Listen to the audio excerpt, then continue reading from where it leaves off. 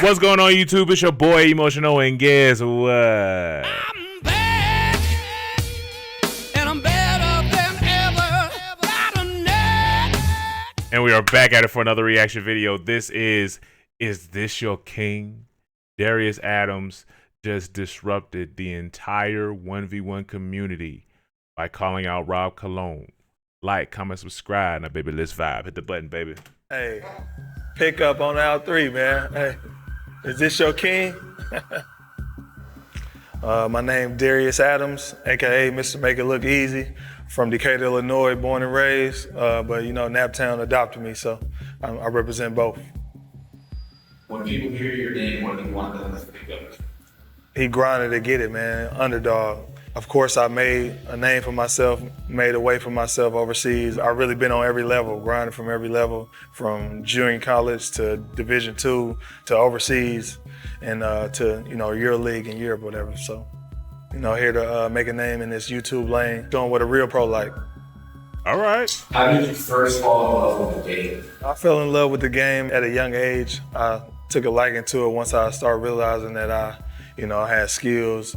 Growing up in the Boys and Girls Club, you know, we play against all the guys in front of the whole Boys and Girls Club. So that always stuck out to me, to come out, perform, and, you know, I wanted, you know, people to want to be like me or whatever. So that inspired me to, you know, start hooping. And then one of my friends, he ended up showing me Allen Iverson at the time. I just tried to model everything after him after that. The attitude, from the swag, the way you play, the way you dribble, you know, practice, the whole attitude, everything. So I just try to mock my game. Or, you know, after that, you know, small guards, but you get up, you go in there with the trees, you fight against anything, you know, lion-hearted. If you could, in one word, what does basketball mean to you? Everything. My love for the game, it took me places I never imagined, took me across the world. It, you know, gave me a platform to provide for my family, you know, get my mom and them out the hood, get me out the hood, you know, just gave me that motivation, that hope. You know, I never dreamed of going overseas to, you know, play basketball or whatever. So, you know, to be able to do that, and then, you know, for people to recognize me or recognize my talent, you know, it mean everything. So I appreciate the game and God for giving me this talent. Now kind of getting a little to the backstory and the journey. In order to get to where you are today, what were some of the biggest obstacles that you faced?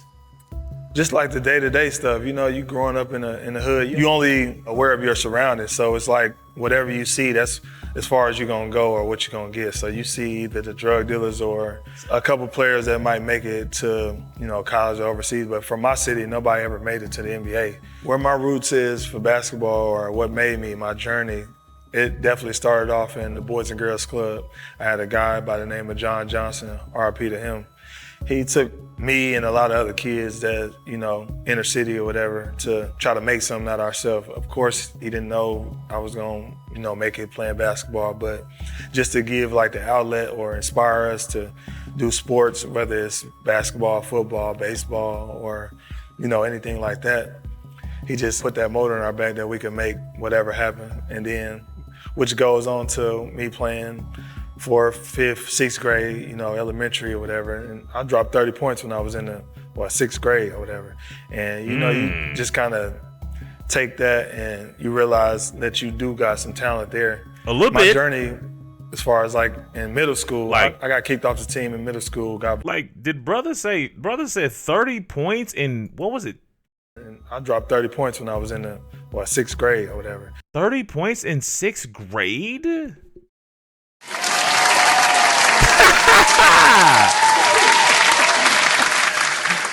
I just want the world to understand that's not natural behavior. I just want y'all to understand that is not natural behavior. It's not. It's not natural. It's really not. 30 points in 6th grade, that best ain't natural. And you know, you just kind of take that and you realize that you do got some talent there. My journey, as far as like in middle school, I got kicked off the team in middle school, got voted out because I was playing for the Boys and Girls Club. So, you know, I didn't know you couldn't do both at the time, but, you know, I had that, and that kind of followed me all up until, you know, high school. I got kicked off 7th grade year, 8th grade year, I got kicked off. 9th grade year, I didn't make the team. So having to see some of my friends that, of course, I was, better than or had much better talent than, make the team and have to sit in the games and watch that, it inspired me to, get my stuff together and, kind of finish a team. So I had to go that whole season without playing. I joined track. I finished track. Before that basketball season, I had played football and got kicked off. So it was like a downward, pattern that I was kicking going you through off teams. with getting kicked off the team or not finishing, what I started. So after that, I just locked in and, worked on my game, got better, showed the coach that, I was serious, wasn't getting into trouble and all that. But I still wasn't playing as much. So my sophomore, junior year, I wasn't playing. And then my senior year, I wasn't playing as much, but one of our key players was ineligible, so I had to play. And ever since then, I was averaging, 24 points. And then I just took off from that. But, my journey from there was my assistant coach, Coach Davis. He seen something in me. He took a liking to me, so he ended up taking me to a junior college for an open gym. And I ended up going to play there, and they offered me a scholarship or whatever. So I did that, went on to get Player of the Year at Lincoln College, got third in the nation playing or whatever, and then I went to D2. My coach, Stan Gerard, he used to, show up. He knew I wasn't gonna go there because, growing up, Division II wasn't like the thing. Like, I know I'm a Division I player, so I used to kind of laugh at the letters with my friends and throw them out. But one thing that stuck with me was he kept showing up even though he thought I was never gonna go to a school. So just showing that relentlessness, that love, and like, I'm gonna show up till you decide somewhere else. So I went on to do that. I went to University of Indianapolis, which brought me here to Indianapolis. And I led every category in scoring, assists, steals, rebounds. My junior year with 19 points, and then my senior year I averaged 24 points and led everything too. And I ended up getting All-American or whatever. So from that college stuff, I went on to go pro. I started my pro career in South America, which I went on a tryout. So when people see where I'm at now, they don't know like the journey that happened before that. I went to Venezuela on a tryout. It was 5 players. I'm the only one who got, chose. One of the guys who was with me on the tryout was one of the famous dunkers. I think he on Flight Fest. His name Guy Dupree or whatever. He was there, Guy Dupree, when I played or whatever. Shout out to him because he stole my shoes, but we remember that. But yeah, so I went on and did that, and then after that, one of my teammates ended up, kind of helping me get with a different agent, which took me on to Europe. Started in Ukraine, second in scoring in Ukraine, and then went on to France to finish the season, then Germany for a full season, which I led the league in scoring there. And then after that season, I got guard of the year, and then I went back to France, played for Orléans for maybe a couple months. Got my big game against Sevilla in Spain. They had Porzingis and Heron Gomez as the bigs there. I had a great game against them, and then I got bought out by Baskonia, which I was on the team with the likes of Mike James. We ended up going to Final Four. I led the Spanish League in scoring as well. And then I took my talents to China, man, trying to make it to the NBA. That was my whole goal, was to make it to the NBA. I didn't get signed that summer, so the trajectory was to get to the NBA. So I ended up going there my first year, win a championship with Andre Blatch, who played with Paul Pierce. He played with KG. That name He sounds was drafted by the Wizards. That's just been my story, man. Yes, it paid off later, but it was always a constant grind, which is still a constant grind to this day. That's why I say when going against these guys, I don't look down on nobody. It's basically just to give motivation, but I still am who I am. I don't think it's nobody that's been on every level that wasn't considered like NBA or top Division I or whatever. So I feel as I'm could be a spokesman for the underdogs. That's what I'm rooting for. With the odds stacked against them, that's been me my whole career, my whole life. I ain't mentioned this in my story because it's not really something that I want to highlight or give any recognition to, but when I was my junior year going to my senior year, I got shot, and I still was able to make it that year to finish and play, and I got almost got player of the year or whatever. So it's just showing like that relentlessness, that toughness. You know, you always got to keep that chip on your shoulder, especially coming from a city like mine. Decatur, Illinois is a small town that nobody ever make it.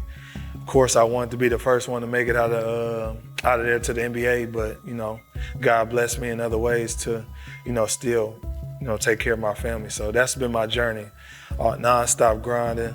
You might get to a certain point, but you still want to keep going. Like, I'm never content. That's what I give advice to whoever, you know, grinding. Never be content, because you could be at the top and, you know, somebody come pass you up if you ain't ready. So that's my motivation. Boy, all right. I never really told my story for real, so. Yeah, I mean, there's gonna be a lot of people watching this. This is perfect. Yeah. That's dope. I had What a question comeback story. Off camera from this.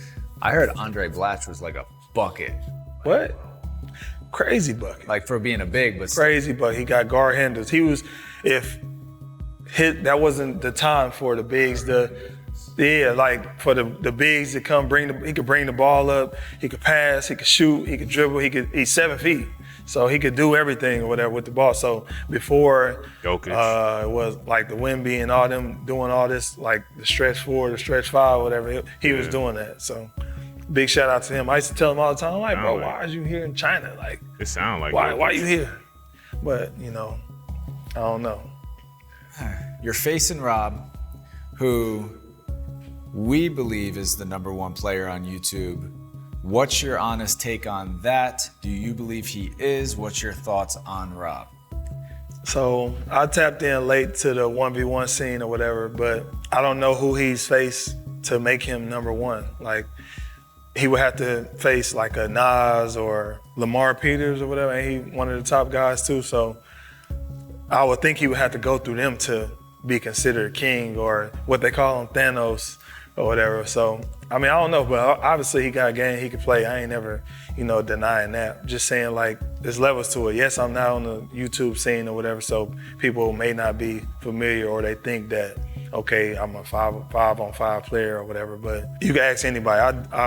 Whether it's 5-on-5, 2-on-2, 3-on-3, whatever, I play all day. So, of course, I'm not taking them super lightly either, because, again, I'm rooting for the underdog. So anybody can be beat, like, as long as they got the will to fight the dog or whatever. But I'm a big dog, and I take myself as being like one of them, but times 10, if that makes sense. Like, I'm a Rob times 10. I done, you know, made a lane for myself, but at the same time, I was always kind of looked down on too. So not to take nothing away from him when I made the comment, but it is what it is. Y'all see December 6th, the difference that I'm trying to tell you from a pro from a Joe. I said Joe in general or whatever. Yes, he's probably one of the better ones or whatever, but in the YouTube space, I'm gonna show you, man. That's all I can say. I'll show you a little bit. What do you feel most separates you from a guy like Rob, who's built his name online, compared to the way that you did it? Like, what would be the characteristic trait basketball-wise that you would notice or would want to say is different about you? It might be a little bit of experience. It might be just, I don't think he got the heart or the will that I got. I would say that. Like, he don't got the dog that I got. I would say that. And not everybody do. It's like a switch. I have seen him play, and I've seen him turn it on, in a sense. I only seen him play once, but it's the levels of where. I did this everywhere around the world, around the country, around the world. And I've shown and proved, like, why I'm me, or, you know, why I got to where I got to. And of course, I'm still not looking down on him. He just ain't there yet. Like I said, I got him about 10 years. It come with experience. Some of the stuff that he do, like, yeah, he could shoot, yeah, he could, you know, dribble, whatever, but it's like, it's levels to it, and you'll see. That's all I can say, because y'all could do research or whatever, but it'll only be 5-on-5 or whatever, so it'll just be must-see TV, something you gotta see. When we done with this, I'll be like, you know, I told y'all so. But. Do you feel like you're at a disadvantage in the one-on-one space in terms of experience, the way that this is played? Of course, because of the rules that y'all play, but not in the sense of 1v1. I've been doing that my whole life. Like, and I grew up in the parks. It's different from the kids nowadays. Like, I grew up in the parks. You got, when playing 21 to playing 1v1, I've been beat before, so I know what it felt like, but that was when I was 10 years old. So, you know, I know what the embarrassment that I felt when that happened. And I vowed to, you know, get stronger, work on my game, and to not be on the other end of that. So, yeah, with the rules, he do got experience, because of course I ain't never played no 1v1 on the TNC platform or whatever, but in a real sense, like basketball-wise, this ain't nothing new to me. And I know a lot of people say stuff about being in shape, but I'm not like the other guys. I play every day. This is what I do. Non-stop, don't stop, never duck, no smoke, never. Whoever wanted to play, I always play them. It's no matter what level you on. I just, whenever I do play somebody that's, I feel not on my level, I just make sure they know that. How do you feel that this matchup fits into your personal story, and what does a win here prove necessarily, but more just like, this is just another step in your basketball career, and like, I guess more so what's intriguing about it, and what are you looking to prove something to yourself? Is there still a chip on your shoulder to prove something to others? Does this fit into your story in any way? Before it was cool to score, I've been scoring. Before it was, you know, cool to get buckets. Like now, everybody averages 20 points, everybody want to score, everybody gets buckets or whatever, but I grew up in a time where that wasn't cool. You can do it, but you gotta kind of take a risk, because you'll be right on the bench if you do something the coach don't want you to do. You gotta pass the ball in the post. So this would just be something that I always done. So this is my lane too. I won't be boxed in. Like, it's not just a 5v5 or whatever. I don't let nobody put me in the box. They don't think it could be done. They don't think I could do it. They think I'm too old, or whatever they want to say, whatever the naysayers say, that's what I'm here to prove them wrong. And I always had that chip on my shoulder. It's like when you in the gym and somebody talking shit to you, what else you gonna do to shut them up? Check ball, shut them up. So that's what it is as far as this 1v1 scene. And it's like, I came to a game, and yes, I'm a fan of it now. I like how this space is growing. They shine a light on people who didn't make it probably to the league or big time college or overseas or whatever. So it's giving light to basically the hoods, because a lot of these guys come from, you know, the hood or whatever. So I rock with that, trying to incorporate the pros versus the ones who was just maybe a step away from making it. So, just to show them that it's levels. I want to go on that. This question's something that I don't have written down, so I'll try to explain it. But there's a narrative that goes around that they say that one-on-one's not real basketball. And even there's, professional guys that look down on it, that say, like, why do you think they are looking down on it? Are there things that you think need to be changed? What do you think is like the next step and why are they not looking at it serious? Part of the reason why they're not looking at it serious is because what is allowed, like certain rules, like the fouling, the extreme fouling, like that's not basketball. It's basically like who can beat up the next person, basically. So it's, in a sense, it's boxing.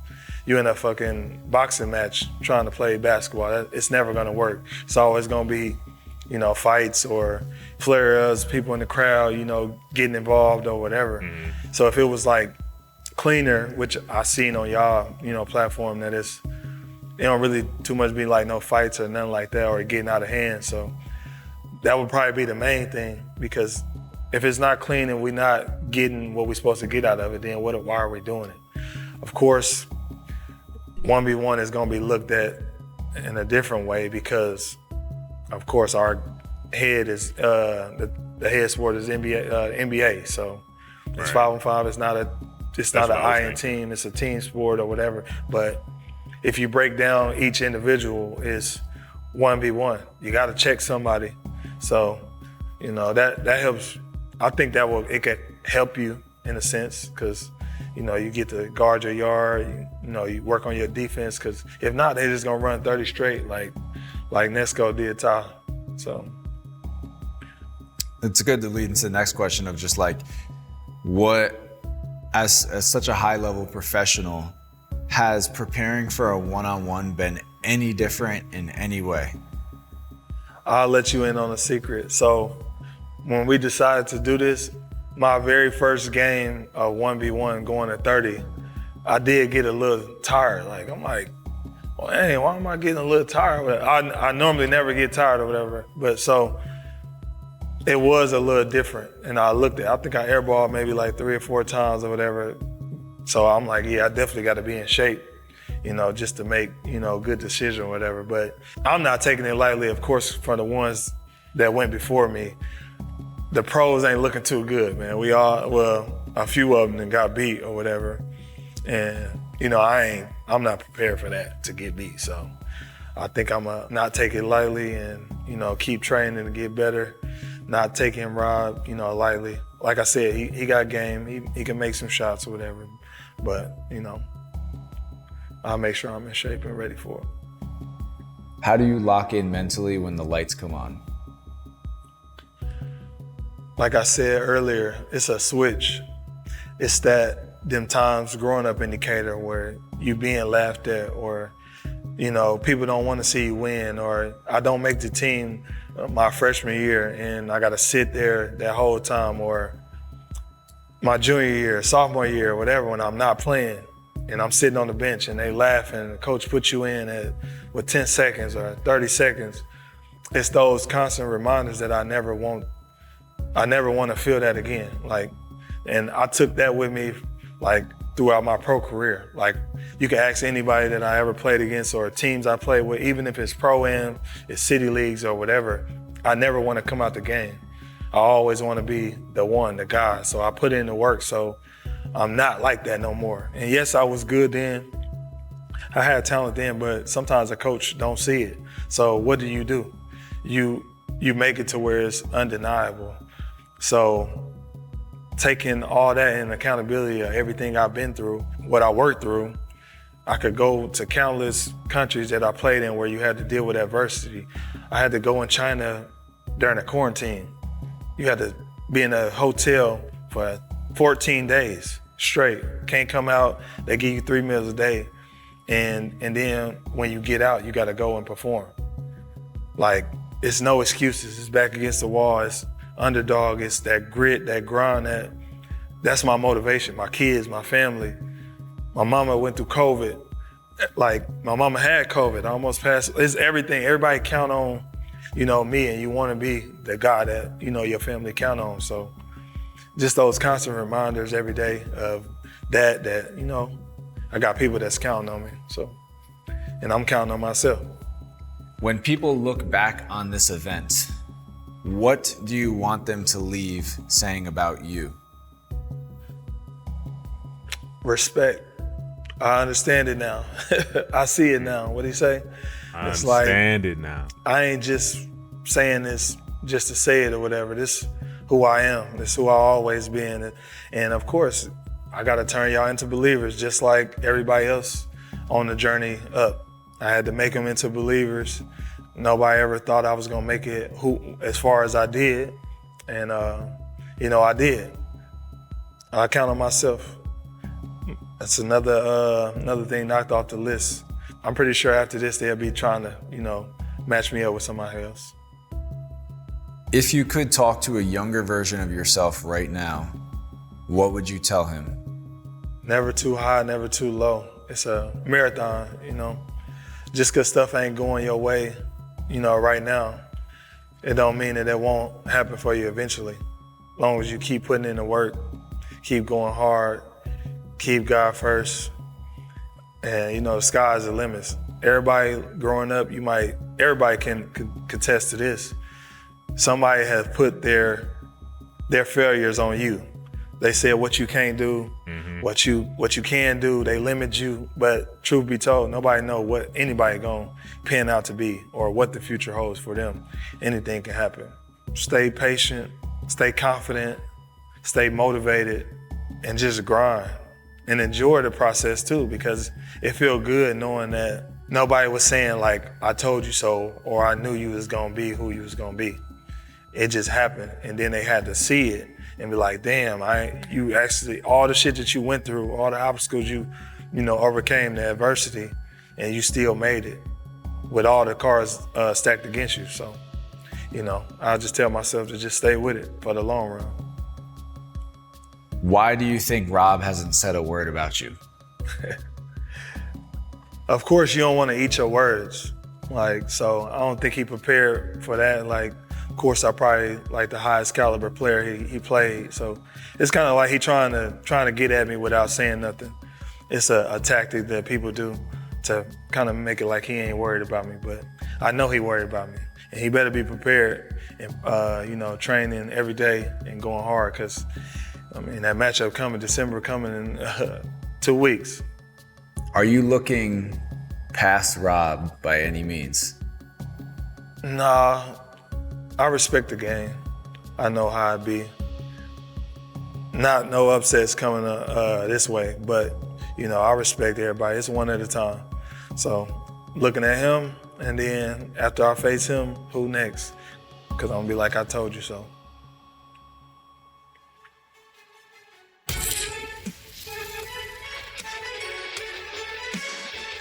I ain't gonna lie. This one gonna be interesting, I feel like, because he's not going off what he said and kind of going off his demeanor. He don't look like he taking him lightly, right? Because I feel like that was one of the things with the Nas and Briscoe situation. It was like folks took them lightly. Same thing with Scoob and Lamar, took him lightly. Same thing with Ty and Nesco, took him lightly. Folks was taking the folks lightly. They got out there, it hit different. And he actually said he trained and he played a game to 30 and saw how real it was. And it's like folks be trying to take certain roles or play in the scene, and it's like, oh snap, this is simple. I've done this before. And like, no, you have not. It's not the same. You know what I'm saying? So it's like, I'm glad that he actually respects the game, respects the 1v1 scene. You know what I'm saying? As far as the going to 30 thing. Now, granted, there are a lot of fouls that folks be calling. You know what I'm saying? So I get it. But it's one of them things where, like I said, I'm just glad he takes it serious, because that's the main thing. It's because again, I don't think Ty took Nesco serious, and Lamar didn't take Scoob serious, and so on and so forth. So that's the main thing that I care about. But let me hit that like button. Where's the arrow? Right there. All right. Like button hit. But I'm thinking about her though. PC's a baby. Lay out.